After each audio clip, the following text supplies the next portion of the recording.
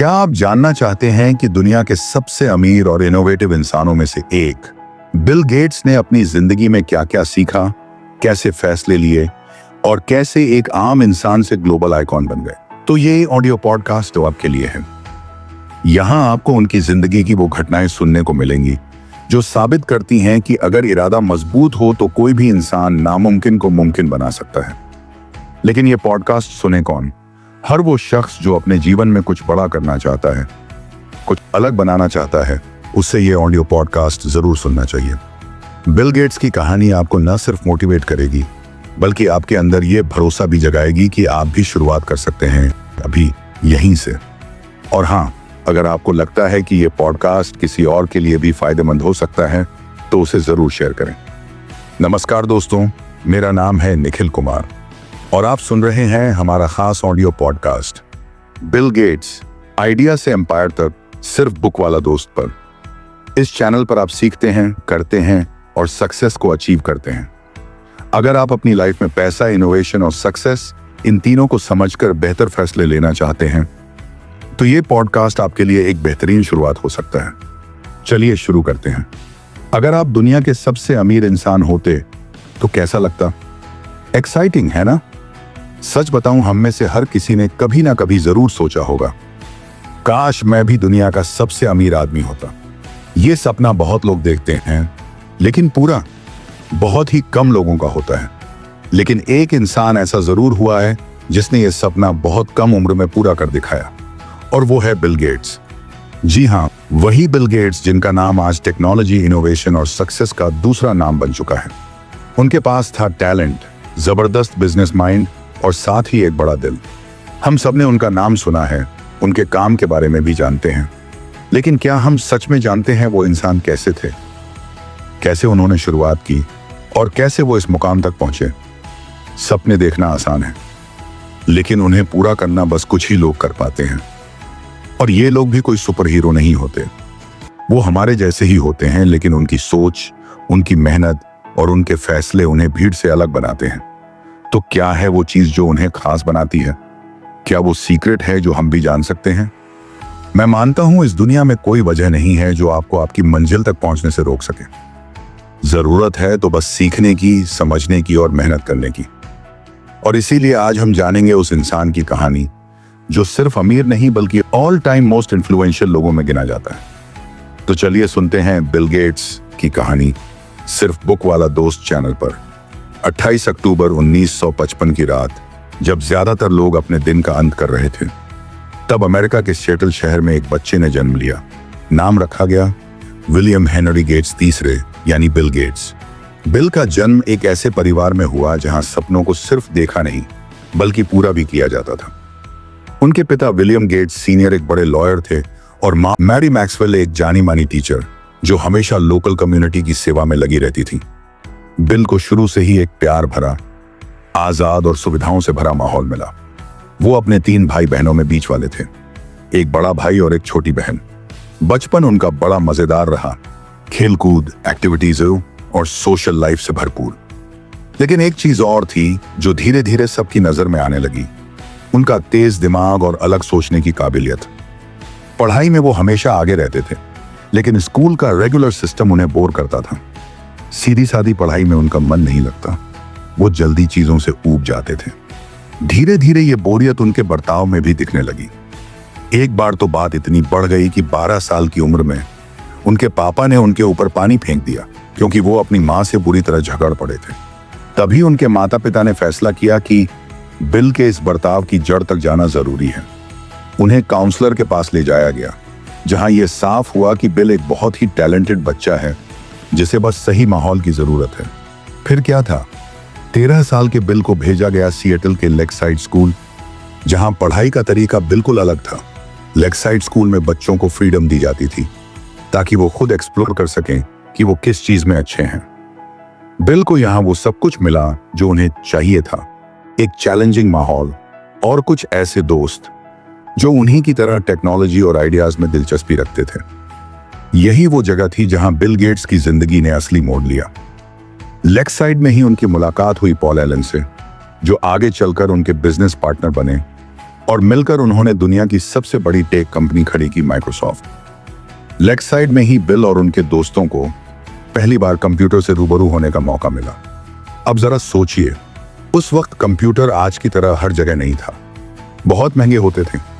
लेक्साइड school ने किसी company से एक कंप्यूटर टर्मिनल रेंट पर लिया था ताकि बच्चे कंप्यूटर को सीख सकें, और यहीं से शुरू हुआ बिल गेट्स का कंप्यूटर वाला प्यार। बिल और उनके दोस्त रात रात भर बैठकर उस मशीन को समझने में जुटे रहते। उन्हें तो जैसे नशा हो गया था कंप्यूटर का, पर कुछ ही समय में वो इतने घुल मिल गए कंप्यूटर से कि स्कूल को मिले सारे कंप्यूटर घंटे उन्होंने खत्म कर दिए। कंपनी ने टर्मिनल हटा लिया, लेकिन क्या बिल रुके? बिल्कुल नहीं। उन्हें बहुत जल्दी एक और मौका मिला और यहीं से उनकी जर्नी ने रफ्तार पकड़ ली। साल था 1978। सिएटल में एक कंप्यूटर सेंटर बना, कंप्यूटर सेंटर कॉर्पोरेशन, सी क्यूब। इत्तेफाक से उस कंपनी के मालिक का बेटा लेक्साइड स्कूल में ही पढ़ता था। बस इसी वजह से स्कूल को फिर से कंप्यूटर टर्मिनल एक्सेस मिल गया। बिल गेट्स और उनके दोस्तों की टोली, जिसे हम हैकर गैंग कह सकते हैं, फिर से कंप्यूटर में डूब गई। उनका जुनून इतना गहरा था कि दिन रात उसी में लगे रहते। लेकिन शरारतें भी कम नहीं थीं। उन्होंने न सिर्फ कंप्यूटर का सिक्योरिटी सिस्टम तोड़ दिया, बल्कि उन फाइल्स में भी घुसपैठ कर ली जो ये रिकॉर्ड करती थीं कि कौन स्टूडेंट कब कब लॉग इन करता है। सी क्यूब्ड को ये सब बिल्कुल भी पसंद नहीं आया। नतीजा ये हुआ कि कंपनी ने बिल और उसके दोस्तों को कुछ हफ्तों के लिए कंप्यूटर इस्तेमाल करने से बैन कर दिया। पर इन दिनों का एक अपना ही मजा था। बिल और उनके गैंग के लिए यह जिंदगी का सबसे एक्साइटिंग फेज था। कंप्यूटर का इतना जबरदस्त क्रेज था कि क्लासेस छूट जाती थीं, असाइनमेंट्स लेट होते थे, पर उन्हें फर्क नहीं पड़ता था। 1978 में इसी जुनून को लेकर उन्होंने एक ग्रुप बनाया, द लेकसाइड प्रोग्रामर्स क्लब। ज्यादा वक्त नहीं लगा, उन्हें पहला बड़ा मौका मिल गया। आयरनी यह थी कि जिस कंपनी ने उन्हें बैन किया था, सी क्यूब्ड, उसी के सिस्टम में दोबारा दिक्कतें आने लगी थी। बार बार क्रैश हो रहा था, सिक्योरिटी वीक थी। अब कंपनी को इन टैलेंटेड बच्चों की जरूरत पड़ी। उन्होंने बिल और उनके दोस्तों को हायर किया ताकि वो सिस्टम के बग्स पकड़ें और उन्हें ठीक करें। बदले में क्या मिला? अनलिमिटेड कंप्यूटर टाइम, वही चीज जिसकी इन्हें सबसे ज्यादा भूख थी। इस एक्सपोजर ने इनकी स्किल्स को नई ऊंचाई दी, जो आगे चलकर माइक्रोसॉफ्ट की नींव में बहुत काम आई। इसके बाद एक और मौका मिला इंफॉर्मेशन साइंसेज इंक को। ISI नाम की कंपनी ने बिल और उनके दोस्तों को एक पेरोल सॉफ्टवेयर बनाने का ऑफर दिया। लेकिन इस बार बात सिर्फ एक्सपीरियंस की नहीं थी, अब पैसे भी मिलने वाले थे। इस डील को फाइनल करने के लिए जरूरी था कि उनकी एक रजिस्टर्ड कंपनी हो, और यहीं से जन्म हुआ ट्रैफो डेटा नाम की पहली कंपनी का। यही वो वेंचर था जिसने बिल गेट्स को कॉलेज तक पहुंचने से पहले ही लगभग $20,000 की कमाई करवा दी। लेक्साइड स्कूल ने खुद भी गेट्स को एक असाइनमेंट दिया, स्कूल शेड्यूलिंग सिस्टम बनाने का। गेट्स और एलन ने स्कूल के लिए सॉफ्टवेयर डेवलप करना शुरू कर दिया। सीनियर क्लास में रहते हुए भी दोनों ऐसे प्रोजेक्ट्स की तलाश में थे जहां सीख भी मिलती रहे और कमाई भी। जल्द ही उन्होंने स्कूल के लिए एक शानदार शेड्यूलिंग प्रोग्राम तैयार कर लिया। इसके थोड़े समय बाद एक और कंपनी सामने आई, TRW नाम की टेक कंपनी। उन्हें भी अपने सिस्टम में दिक्कतें थीं, जैसे सी क्यूब को थी। इस बार TRW ने बिल और पॉल को एक ऑफिशियल जिम्मेदारी दी, सिस्टम के बग्स ढूंढने और उन्हें ठीक करने की। यही वो पल था जब पहली बार अपनी खुद की सॉफ्टवेयर कंपनी खोलने का आइडिया गेट्स और एलन के दिमाग में पक्का हो गया। अब बात करते हैं अगले पड़ाव की। लेक्साइड स्कूल खत्म होते ही बिल ने SAT एग्जाम दिया और स्कोर किया 1590 आउट ऑफ 1600, जो लगभग परफेक्ट माना जाता है। अब उनकी जिंदगी का नया चैप्टर शुरू होने वाला था, हार्वर्ड यूनिवर्सिटी। गेट्स को उस वक्त तक नहीं पता था कि वो हार्वर्ड में जाकर क्या पढ़ेंगे। फिर भी उन्होंने प्री लॉ में एडमिशन ले लिया। फर्स्ट ईयर में उन्होंने सभी बेसिक कोर्स किए, सिवाय एक के मैथ्स में उन्होंने एडवांस्ड प्रोग्राम लिया क्योंकि वो इस सब्जेक्ट में जीनियस माने जाते थे। हार्वर्ड में भी उनकी परफॉर्मेंस जबरदस्त रही, लेकिन उनका मन नहीं लग रहा था। उन्हें लग रहा था जैसे कुछ छूट रहा है। फिर एक दिन उन्होंने हार्वर्ड का कंप्यूटर रूम देखा और बस जैसे उन्हें बुढ़े अपना खोया हुआ खजाना मिल गया। कंप्यूटर के सामने आते ही फिर वही पुराना पैशन जाग उठा। उधर पॉल एलन भी उनके साथ लगातार संपर्क में थे। दोनों अपने फ्यूचर प्लान्स पर बात करते रहते थे। उन्होंने तय कर लिया कि एक दिन साथ में कंपनी खोलेंगे। एलन ने कॉलेज ड्रॉप आउट होकर गेट्स के पास बोस्टन आना तय किया। उन्हीं दिनों दोनों को हनीवेल नाम की कंपनी में एक समर जॉब भी मिल गई। अब पॉल एलन ने गेट्स को खुलकर कहा, हमें अपनी सॉफ्टवेयर कंपनी शुरू करनी चाहिए। लेकिन गेट्स अब भी कंफ्यूज थे। उन्हें पढ़ाई पसंद थी, कॉलेज लाइफ अच्छी लगती थी और वो अभी हार्वर्ड छोड़ना नहीं चाहते थे। लेकिन उन्हें क्या पता था कि बहुत जल्द उनकी जिंदगी एक नए मोड़ पर जाने वाली है। एकदम आम सा दिन था, लेकिन जो हुआ वो पॉल एलन की जिंदगी बदलने वाला था। वो दौड़ते हुए सीधे बिल गेट्स के हॉस्टल पहुंचे। हाथ में थी पॉपुलर इलेक्ट्रॉनिक्स मैगजीन की एक कॉपी। उसके कवर पर एक नई मशीन की तस्वीर छपी थी, ऑल्टेयर 8800, और नीचे लिखा था, world's first micro computer kit to rival commercial models. ये लाइन पढ़कर बिल एंड पॉल दोनों की आंखें चमक उठी। उन्हें एकदम समझ आ गया, अब वक्त आ गया है कुछ बड़ा करने का। उन्हें अंदाजा था कि मार्केट में ऐसे माइक्रो कंप्यूटर आने वाले हैं जिन्हें चलाने के लिए सॉफ्टवेयर की जरूरत होगी, और यही उनका मौका था। उन्होंने तुरंत MITS नाम की कंपनी को कॉल किया जो ऑल्टेयर 8800 बना रही थी, और कहा कि उनके पास एक सॉफ्टवेयर है, बेसिक लैंग्वेज वर्जन, जो ऑल्टेयर पर चल सकता है। असलियत यह थी कि उनके पास कुछ भी रेडी नहीं था, ना कोड ना सॉफ्टवेयर, बस एक आइडिया और हिम्मत थी। अब उनके पास टाइम बहुत कम था। बिल ने कोडिंग संभाली और पॉल ने एक ऐसा सिमुलेशन बनाया जिस पर अल्टेयर जैसा सिस्टम टेस्ट किया जा सके। मजे की बात यह है कि दोनों ने अल्टेयर को कभी देखा तक नहीं था। 10 हफ्तों की लगातार मेहनत के बाद उनका प्रोग्राम तैयार हुआ। अब बारी थी MITS को प्रेजेंटेशन देने की। पॉल एलन फ्लाइट लेकर पहुंचे और मन में कई डर थे। अगर कोड फेल हो गया, अगर अल्टेयर पर सॉफ्टवेयर नहीं चला। लेकिन सब कुछ परफेक्ट चला। प्रेजेंटेशन शानदार रही और MITS ने उनके बेसिक सॉफ्टवेयर के राइट्स खरीदने में दिलचस्पी दिखाई। यही वो पल था जिसने बिल गेट्स को यह एहसास दिलाया कि सॉफ्टवेयर इंडस्ट्री में एक बड़ा तूफान आने वाला है। और फिर बिल गेट्स ने कॉलेज छोड़ने का फैसला ले लिया। जब उन्होंने ये बात अपने पेरेंट्स को बताई तो वो परेशान हो गए थे।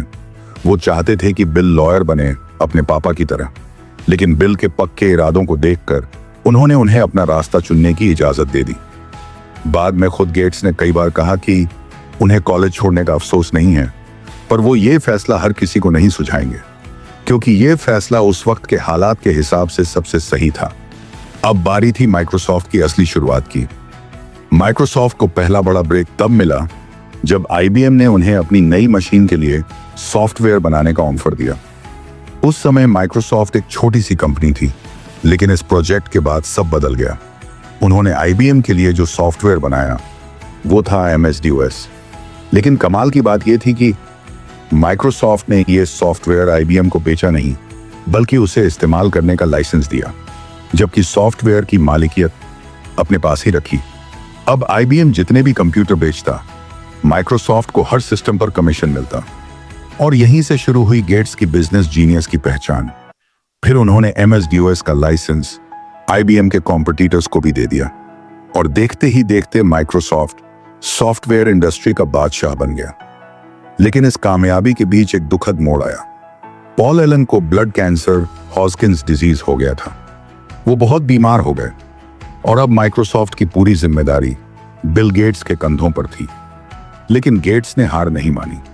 उन्होंने मेहनत जारी रखी और 1985 में माइक्रोसॉफ्ट विंडोज का पहला वर्जन लॉन्च किया। यही वो प्लेटफॉर्म था जिसने अगले 20 सालों तक दुनिया के पर्सनल कंप्यूटर्स को चलाया। अब बिल गेट्स ने फैसला किया कि माइक्रोसॉफ्ट को पब्लिक कंपनी बनाएंगे। 1986 में माइक्रोसॉफ्ट का IPO आया और एक शेयर की कीमत पहुंची करीब $21। बिल गेट्स के पास कंपनी के 45% शेयर थे और इससे उन्हें पहली बार $1 मिलियन की कमाई हुई। लेकिन असली कमाई तो उनके उस 45% हिस्से से हुई जिसे उन्होंने बाद में बहुत समझदारी से इस्तेमाल किया। 1986 में उनकी नेटवर्थ थी $350 मिलियन, और फिर सिर्फ 31 साल की उम्र में वो बन गए दुनिया के सबसे कम उम्र के बिलियनियर। और 8 साल बाद, यानी जब वो 39 साल के हुए, उन्होंने हासिल कर लिया वो टाइटल जिसका सपना लोग जिंदगी भर देखते हैं, दुनिया का सबसे अमीर इंसान। बात है साल 2000 की। बिल गेट्स अब तक माइक्रोसॉफ्ट के सीईओ बने हुए थे, लेकिन अब उन्होंने ये पोजीशन छोड़ने का फैसला कर लिया। उनके बाद कंपनी के नए सीईओ बने स्टीव बॉलमर, जो उनके पुराने कॉलेज रूममेट भी थे। बिल अब भी कंपनी से जुड़े रहे, लेकिन एक नए रोल में, चीफ सॉफ्टवेयर आर्किटेक्ट के तौर पर। लेकिन अगले कुछ सालों में बिल को महसूस हुआ कि अब वक्त है कुछ नया करने का, कुछ ऐसा जो दुनिया के लिए हो, खुद से आगे बढ़कर। उन्हें लगा कि उन्होंने दुनिया से बहुत कुछ पाया है, अब उसे लौटाने का समय आ गया है। यही सोच थी जब 2000 में उन्होंने अपनी पत्नी मेलिंडा के साथ मिलकर शुरुआत की बिल मेलिंडा गेट्स फाउंडेशन की। उसी साल जब उन्होंने सीईओ की कुर्सी छोड़ी, उसी साल उनकी ये नई पारी शुरू हुई एक सोशल चेंज मेकर की। 2008 आते आते बिल गेट्स ने माइक्रोसॉफ्ट में फुल टाइम काम करना बंद कर दिया। अब वो पार्ट टाइम ही जुड़ते थे, क्योंकि उनका पूरा फोकस फाउंडेशन और समाज सेवा पर था। बिल और मेलिंडा अब दुनिया भर में गरीबों, बीमारों और जरूरतमंदों की मदद में जुट चुके थे। चाहे हेल्थ केयर हो, एजुकेशन सिस्टम हो या बेसहारा बच्चों की मदद, उन्होंने हर जगह अपने दिल और जेब दोनों खोले। बिल गेट्स ने अपनी पर्सनल कमाई का बड़ा हिस्सा सोशल वर्क में लगाना शुरू किया, बिना किसी दिखावे के। 2014 में माइक्रोसॉफ्ट ने सत्य नडेला को नया सीईओ बनाया। बिल गेट्स ने भी उस साल चेयरमैन की पोस्ट और एक्टिव रोल से अलविदा कह दिया। अब वो सिर्फ कंपनी के फाउंडर और टेक्नोलॉजी एडवाइजर के तौर पर जुड़े रहे। इसके बाद से आज तक बिल और मेलिंडा अपनी फाउंडेशन के जरिए पूरे वर्ल्ड में काम कर रहे हैं। उनकी ये संस्था दुनिया की सबसे बड़ी चैरिटेबल फाउंडेशन मानी जाती है। जब पूरी दुनिया कोरोना जैसी महामारी और लॉकडाउन से जूझ रही थी, तब भी बिल गेट्स की फाउंडेशन सबसे आगे थी। उन्होंने हर बार यह साबित किया है कि वो सिर्फ दुनिया के सबसे अमीर आदमी नहीं, बल्कि सबसे बड़े दिल वाले इंसान भी हैं। सोचिए, वो चाहते तो अपनी सारी दौलत सिर्फ खुद और अपने परिवार पर खर्च कर सकते थे। उन्हें कोई कुछ नहीं कहता, लेकिन उन्होंने ऐसा नहीं किया। उन्होंने दूसरों के दर्द को अपना दर्द समझा और लोगों की मदद के लिए अपना सब कुछ लगा दिया। उन्होंने सिर्फ पैसा नहीं कमाया, बल्कि जिम्मेदारी निभाई। तो ये थी उस इंसान की कहानी जिसे हम कहते हैं इनोवेशन का भगवान, टेक्नोलॉजी का संत। एक ऐसा इंसान जिसमें था दिमाग, हुनर, विजन और सबसे बड़ी बात, दूसरों के लिए कुछ करने का जज्बा। उनकी जिंदगी के शुरुआती दिनों की मेहनत, रात रात भर कोडिंग करना, हर मौके को पकड़ना और सही वक्त पर सही फैसला लेना, यही सब बन गया उनके एम्पायर की नींव। और सबसे खास बात, वो रिस्क लेने से नहीं डरते थे, पर जब जरूरत हो तो पीछे हटना भी जानते थे और दूसरों को आगे बढ़ने का मौका भी देते थे। इतनी ऊंचाई तक पहुंचने के बाद भी वो जमीन से जुड़े रहे। उन्होंने कभी अपनी इंसानियत नहीं खोई। उन्होंने हमें यह सिखाया कि पैसा सब कुछ नहीं होता। तो इस कहानी से हमें क्या सीख मिलती है? हाँ, ये हमें बताती है कि कैसे कोई दुनिया का सबसे अमीर इंसान बन सकता है, पर इससे भी ज्यादा ये हमें सिखाती है कि कैसे कोई सबसे बड़ा इंसान भी बन सकता है। अब जब आपने बिल गेट्स की कहानी सुन ली है, तो अगला कदम आपका है। आप चाहें तो इसे सिर्फ एक अच्छी कहानी मानकर भूल सकते हैं, या फिर आज से ही अपने सपनों को सच करने की जंग शुरू कर सकते हैं। फैसला आपका है, क्योंकि करने वाला अगर ठान ले तो कुछ भी मुमकिन है। तो दोस्तों, ये थी बिल गेट्स की इंस्पायरिंग कहानी, एक ऐसे इंसान की जिसने न सिर्फ एक टेक्नोलॉजी एम्पायर खड़ा किया, बल्कि अपने पैसों, वक्त और विजन से पूरी दुनिया की तस्वीर बदल दी। अगर आपको इस कहानी ने कुछ सिखाया हो, अगर आपके दिल में भी कुछ कर दिखाने का जुनून जगाया हो, तो इस वीडियो को लाइक जरूर करें, क्योंकि आपका एक लाइक हमें बताता है कि आप जैसी सोच रखने वाले लोग हमारे साथ हैं। अगर आप ऐसी ही और रियल और मोटिवेटिंग कहानियां सुनना चाहते हैं, तो चैनल को सब्सक्राइब करें, क्योंकि बुक वाला दोस्त सिर्फ किताबें नहीं, जिंदगी के असली सबक भी सुनाता है। और हाँ, कमेंट में हमें जरूर बताएं कि बिल गेट्स की कहानी से आपने सबसे ज्यादा क्या सीखा। आपका एक कमेंट न सिर्फ हमारी मेहनत को सार्थक बनाता है, बल्कि हजारों सुनने वालों को नई सोच और नया जोश भी देता है। मैं हूं आपका दोस्त निखिल कुमार, बुक वाला दोस्त चैनल से। धन्यवाद और मिलते हैं अगली कहानी या ऑडियो पॉडकास्ट में। जहां हम फिर से मिलेंगे एक नए आइडिया, एक नए विजन और एक नई प्रेरणा के साथ।